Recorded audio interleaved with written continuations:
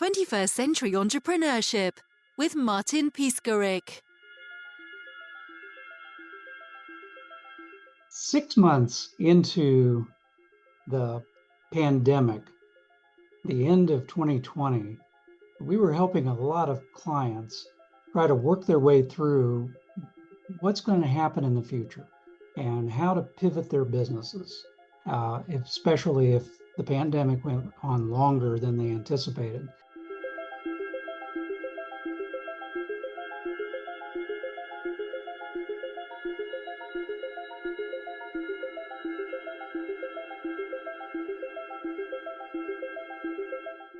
And we started our ninja research into companies and entrepreneurs who had great ideas on how to pivot, adapt, at the same time thinking about growing their business.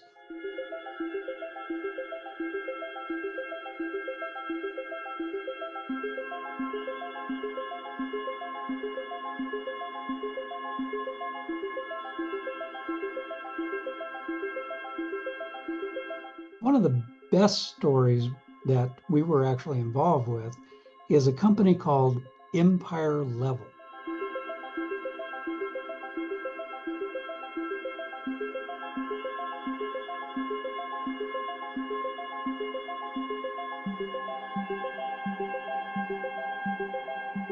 And the level used at a construction site, the owner's grandfather had actually invented that little yellow bubble in the level.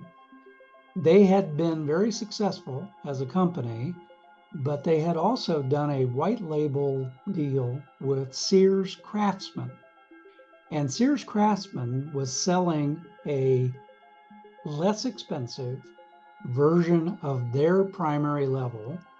And they were doing such a good job that they were hurting the parent company because the Sears Craftsman level had less of a profitable margin than their primary product.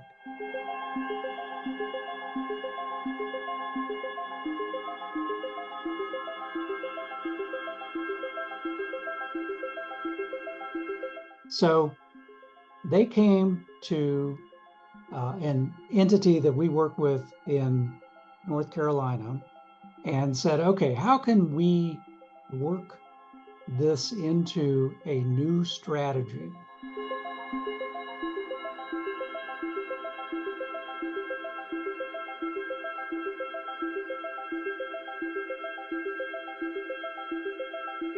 What they ended up with is a beautiful new level they created, aircraft blue aluminum, had actually a blue level. So instead of that yellow level, it had a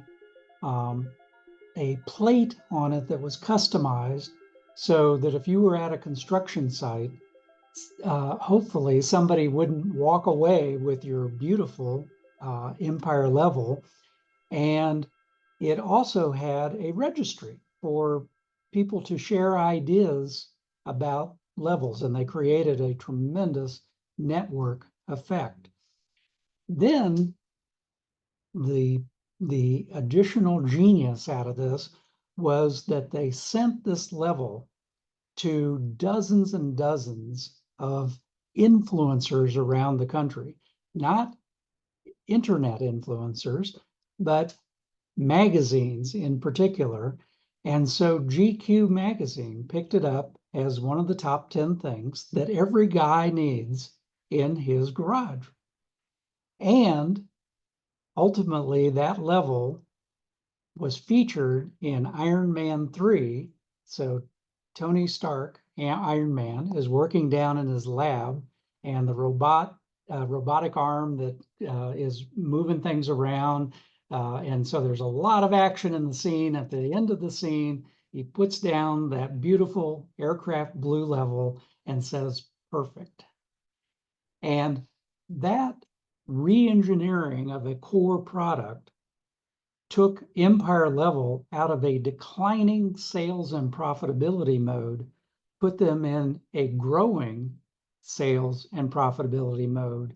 and actually ended up resulting in a sale, an exit for the owner at many, many multiples of what she thought they could do originally.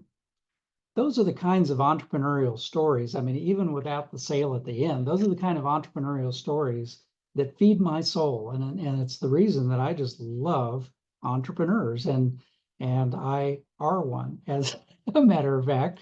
And so I've been, growing businesses, not only my core business, but other businesses over the years. And so again, writing Ninja Entrepreneurs, writing the book was just a labor of love because of all the fun stories.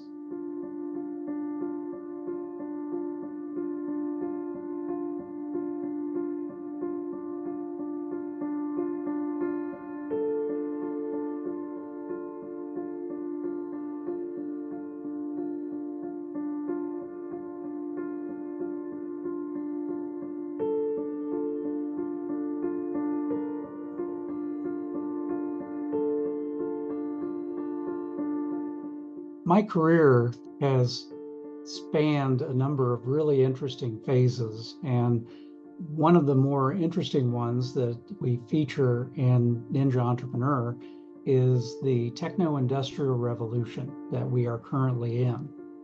McKinsey calls it 10 times faster and 300 times more powerful than the first industrial revolution, which, by the way, was pretty powerful in and of itself. And so this whole area of the techno-industrial revolution, the way I got into it was first I was asked to be part of a think tank to brainstorm ideas about globalization. And a number of different companies in this think tank were trying to figure out how much of their operations, manufacturing or otherwise, would they want to move overseas versus how much would they want to keep in the United States. And this was at the first major inflection point of globalization. And I learned a lot out of that think tank. And the cautionary tale is that the companies that were in that actually identified 80% of the things that actually then happened in the ensuing decade. But over 80% of the companies couldn't pivot, couldn't get out of the way of the change that was coming. And one of the main companies, their headquarters had to be imploded and is now a PF Chang's. So it is a cautionary tale of how powerful just that one super trend was.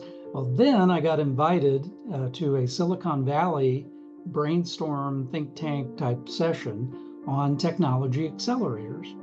And Jim Collins of Good to Great fame had just popularized that term. And so there was a lot of discussion about what could be coming in the future that would help businesses become more productive, do their jobs better. Very little talk back then about artificial intelligence, machine learning, some, but the AI trend had not yet gone viral. And a lot of discussion about what this would mean for our personal lives and our quality of life, what it would mean to healthcare, all kinds of different industries. So that sort of opened my eyes to yet another super trend, which, by the way, they used to be called mega trends. Now they've gotten so big they're called super trends. And then a friend of mine was on the board of a demography entity that studies demographics and demographic changes.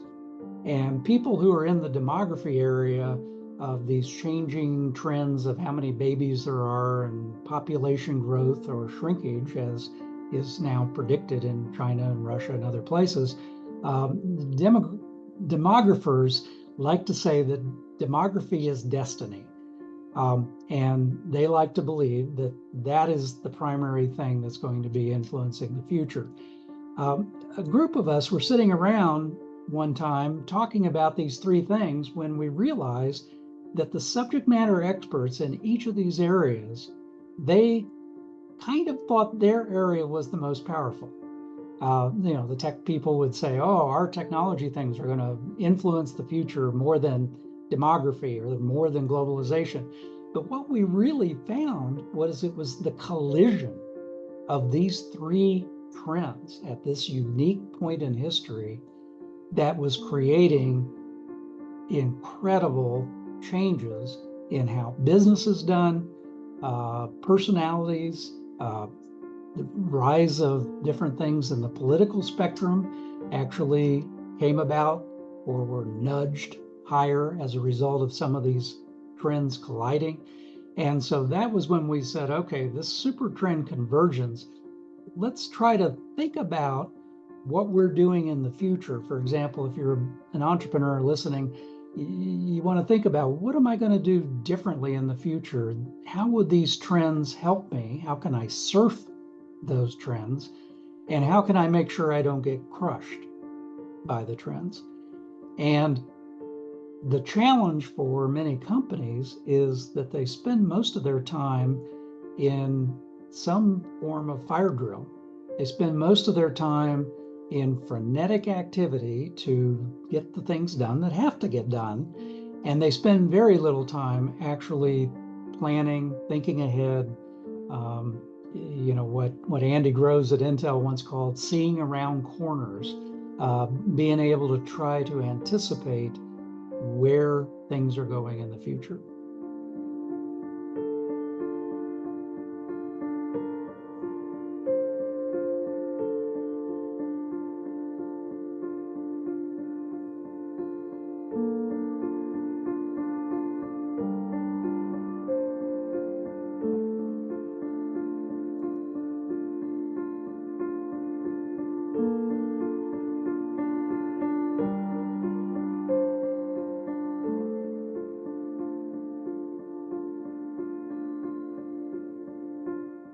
The convergence of globalization, technology accelerators, and demographics, those three areas, is creating this massive effect that McKinsey says is above and beyond anything we've ever seen in our lifetime. And that collision of the three is good to think about when you're trying to launch a new product or launch a new service or simply build a better moat around the castle of your existing product or services. This collision of the three areas we call the techno-industrial revolution is creating more leaky moats, meaning moats around an existing business castle that are not as robust as they might have been at one point in time. One of the key pieces of this collision has been consumer power.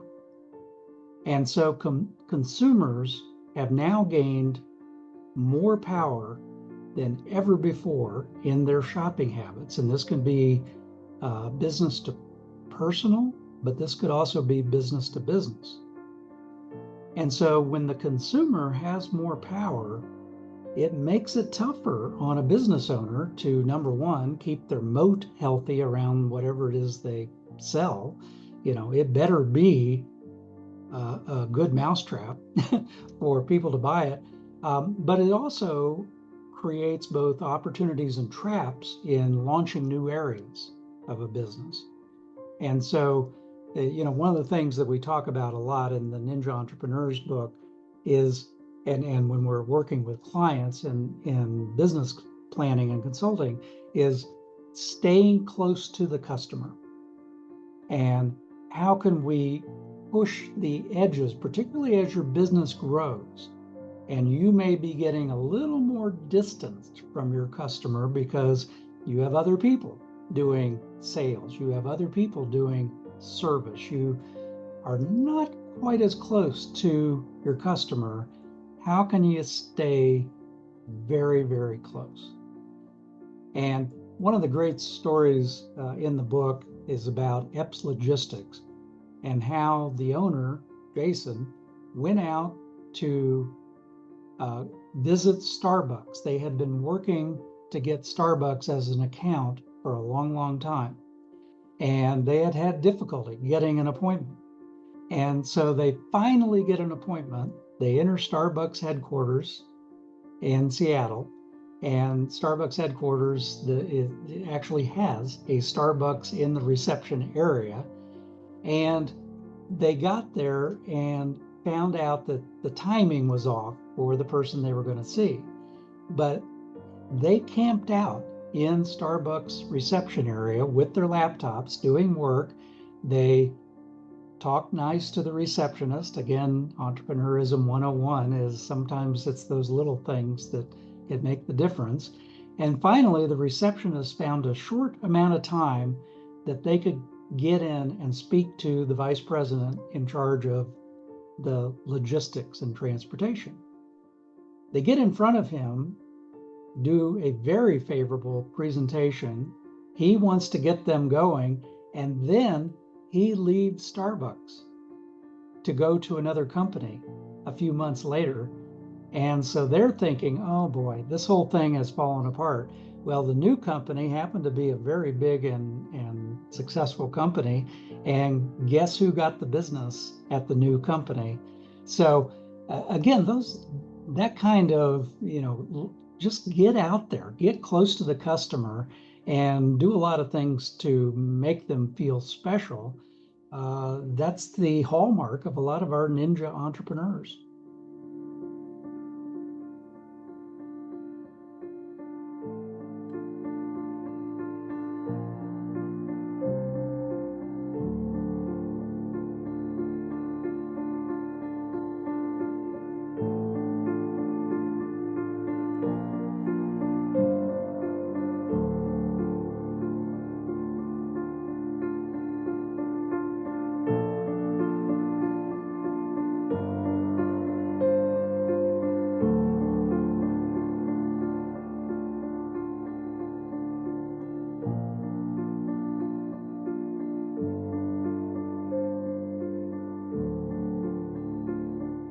The way we organize the book is to start out with the whole concept of how healthy is the existing company.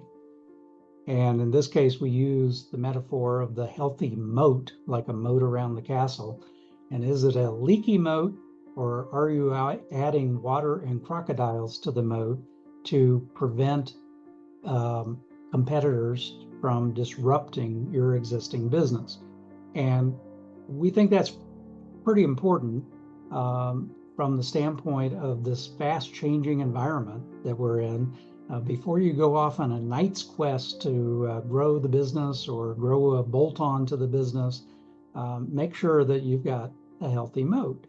And at the end of the book, we get into exit strategies and some clever ways to try to get more of a return on your dollars whenever you decide to exit the business.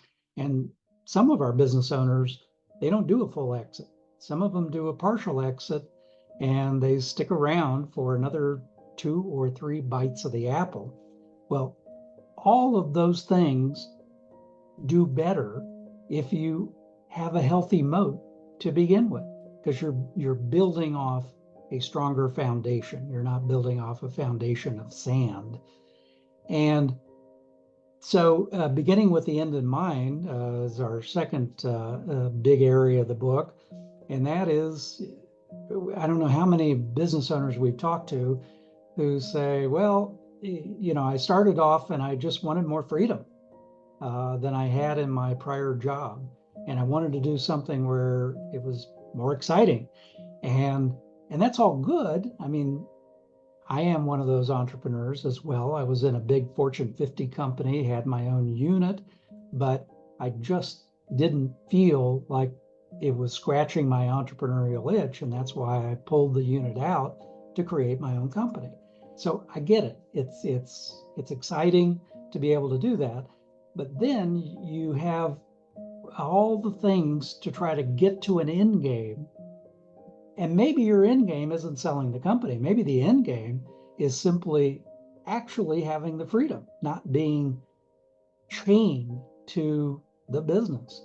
actually having the ability to take vacations and not worry about what's going on, the ability to create a whole succession plan.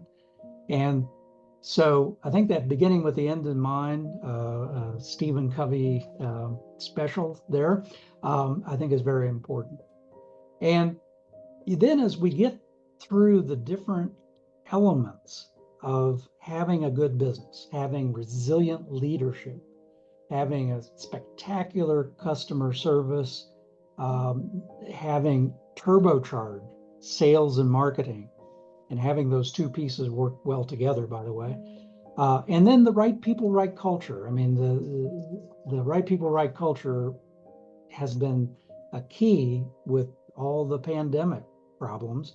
And now post-pandemic, it still seems to be a key to success in the future. And, we get down to creativity, innovation, which unfortunately, as a business grows, sometimes that does not grow with it. And so all of those pieces, it's kind of like my former career as a master chess player, that if you can get the pieces moving together in more harmony and more unity, they will be a multiplier effect. A knight or a bishop just moving on its own may only create a certain impact. Get them moving together, and 1 + 1 = 3.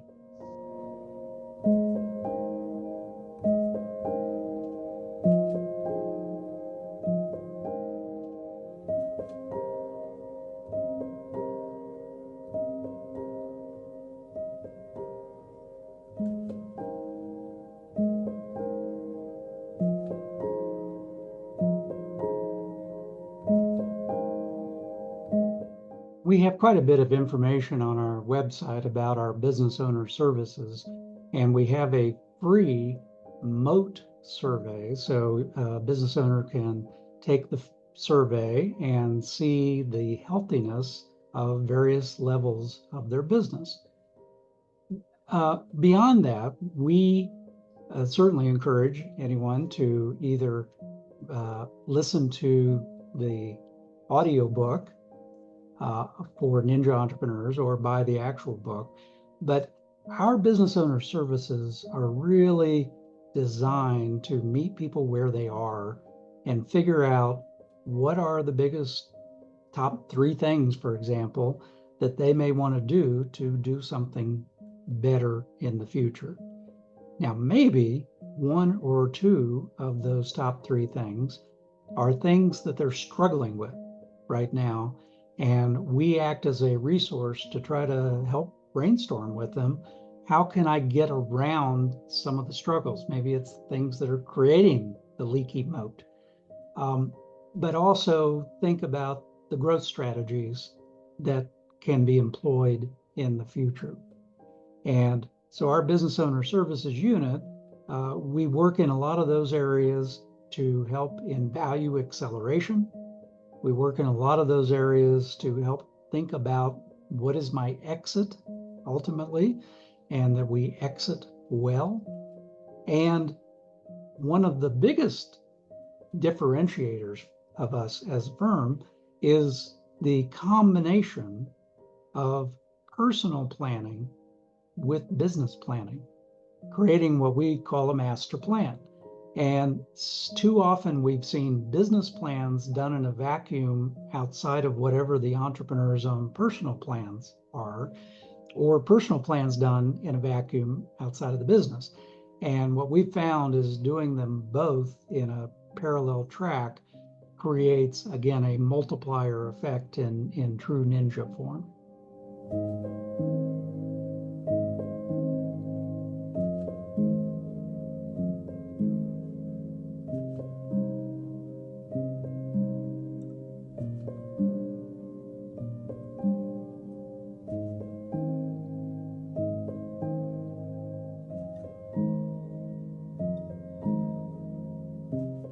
One example that I think really talks about trying to plan ahead but play better, play the game better, is one of our clients, a fairly good company that was looking to possibly transition some ownership to the son, was also looking for a potential exit strategy. And they had had a valuation of the company done by a local value person. And so when we were brought on to try to figure out where they are and where they're going, the first thing we noticed is that the valuation was a very poor job. And the business owner was told that their company was worth $4 million. And in our view, it probably, even with a good synergistic buyer, might be lucky to get $2 million. So fortunately, the owner didn't kill the messenger when we told him that, but instead used it as a opportunity to try to figure out, okay, what can we do better to increase that valuation in the future? So we mapped out 5 different areas, 3 of which were the most critical for this company to do better to help get its revenue and profitability up to a certain level, but also to strengthen their moat, strengthen their leadership team, strengthen their finance and accounting. I mean, some of the things that a lot of business owners sort of take for granted.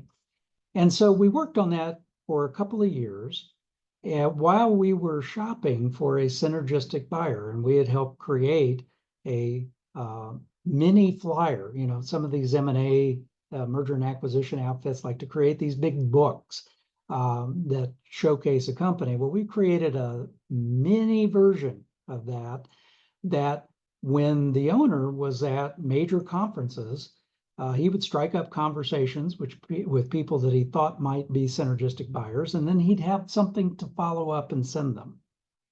Well, we kept sprinkling those seeds out, and eventually one of them germinated, and a Canadian company ended up coming in, buying the company for about 4 times what the owner thought he could actually get.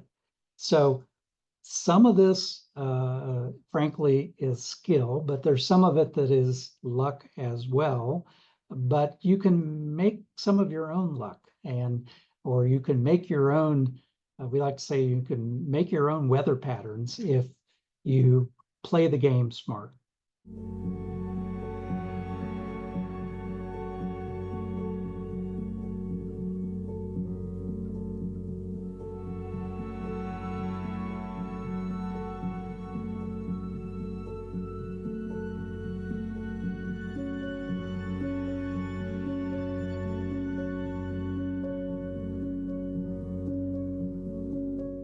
One of our company's core values is to make the complex simple, or as simple as possible. And we have good expertise for taking a whole bag of complexity and trying to figure out what are the things we need to work on next. We often work in concert with a business coach. Some entrepreneurs have one, some don't, but sometimes we work in concert with them to try to magnify or accelerate the process of coaching. We have the MOAT survey on our website that is free to business owners to take. We also have other resources that are linked there, including interviews that we do with people who help entrepreneurs or entrepreneurs themselves. And we love talking to entrepreneurs. So, give us a call. Even if we're not the right fit for you, we will try to find some resources for you. We're a value-added firm, so we will try to find some things that could help you, even if we decide not to work together in the future. And then ultimately, you'll get to know a lot of the ways that we view entrepreneurial futures if you go to your favorite place to get the book on audio, or to actually order the book from Amazon. 21st Century Entrepreneurship with Martin Piskarik.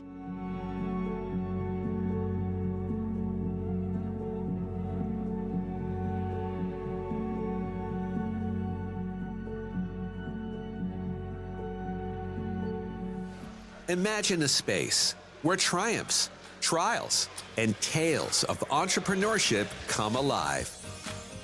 Welcome to the 21st Century Entrepreneurship Podcast, a gold awarded journey hosted by Martin Piskarik, connecting with listeners in 95 countries and ranking in the top 0.5% of all podcasts. Join our exclusive community, elevate your perspective, and embark on the path to success.